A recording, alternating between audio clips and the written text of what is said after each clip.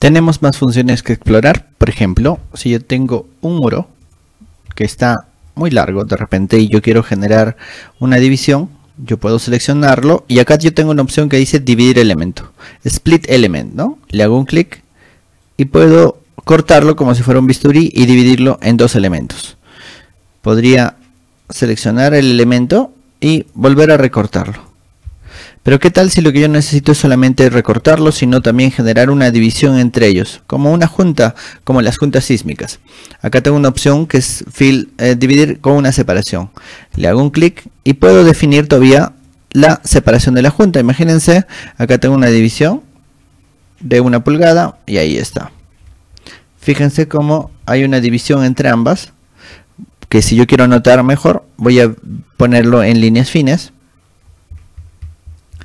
Listo. Así puedo generar dos tipos de divisiones. Divisiones finas y división con una separación. Además, imagínense que yo quisiera que un elemento no se pueda eliminar. Porque yo lo puedo eliminar con suprimir, ¿no? Pero imagínense que yo quisiera bloquearlo.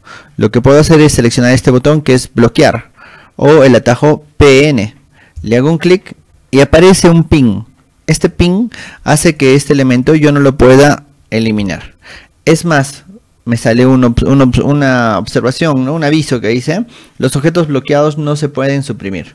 Es más, puedo hacer que los objetos bloqueados no se puedan siquiera seleccionar. Con este botón de acá abajo yo le puedo decir que no se seleccionen los elementos bloqueados y fíjense, no puedo ni siquiera seleccionarlo, pero los demás elementos sí. Además, cuando yo le digo que puedo volver a seleccionarlo, puedo seleccionarlo y además desbloquearlo. También puedo bloquearlo y desbloquearlo haciéndole clic en el pin. Y listo. No se olviden que una vez que yo lo tengo bloqueado y le pongo aquí no poder seleccionar elementos bloqueados, no lo voy a poder seleccionar.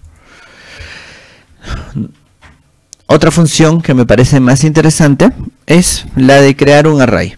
Por ejemplo, aquí yo tengo un muro, el cual yo quiero generar copias, un arreglo de muros, un array, ¿sí?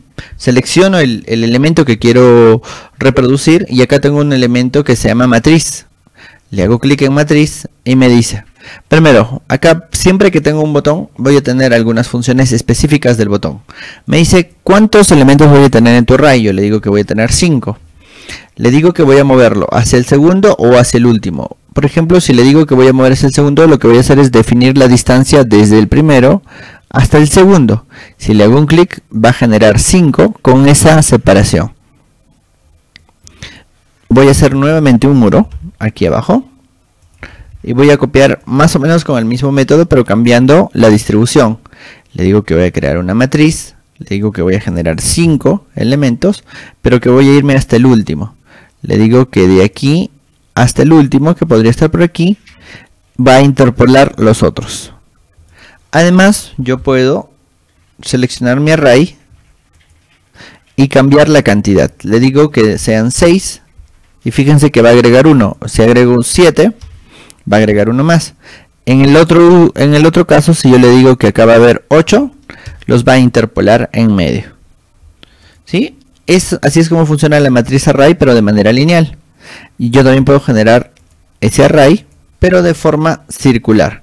Selecciono mi elemento, le digo array, y aquí en este botón le cambio a radial. Fíjense que me sale un pivot. Este pivot, por ejemplo, lo puedo llevar fuera de mi elemento. Y nuevamente le puedo decir que hasta el segundo genera un ángulo, por ejemplo 30. Y le digo que hay, por ejemplo, 6 elementos. Y le doy Enter. Nuevamente, ¿sí? Me ha salido el botón de guardar. Le digo que voy a generar un array donde hay 6 elementos divididos 30 grados y le doy Enter. Fíjense cómo ha generado esos muros. Lo que tenía que hacer era cambiar mi pivot, ¿no? Cuando selecciono mi muro, le digo que voy a hacer una matriz radial. Voy a cambiar el pivot hacia un elemento hacia afuera, hacia un punto fuera. Le digo que voy a generar 6 elementos que están separados 30 grados y le doy Enter. Fíjense, lo que ha hecho es generar eso, ¿no? Selecciono el elemento y puedo editar la cantidad. Le puedo decir que sean 10 elementos. De igual manera puedo generar un pequeño muro. Lo selecciono, le digo que va a ser un array circular, muevo mi pivot y le digo, por ejemplo, que voy a hacer 13 elementos distribuidos mis 360 grados. Le doy enter y va a generar 13 elementos distribuidos los 360 grados. Además puedo cambiar la cantidad, ¿no? Igual que antes, le puedo decir que haya 25 elementos y los va a interpolar. Además, si yo me voy a una vista en 3D, voy a poder ver esa distribución, ¿no?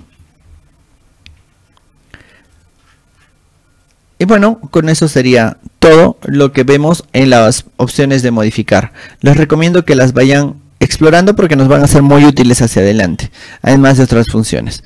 Ya en los siguientes videos vamos a ver cómo iniciamos un proyecto de arquitectura, pero hemos visto las funciones básicas con lo que es un muro, que las vamos a poder utilizar con los diferentes elementos de Revit hacia adentro. Muchas gracias y hasta el siguiente video. No olviden dejar sus dudas o sus comentarios en el foro o en cualquiera de los medios para comunicarse con nosotros.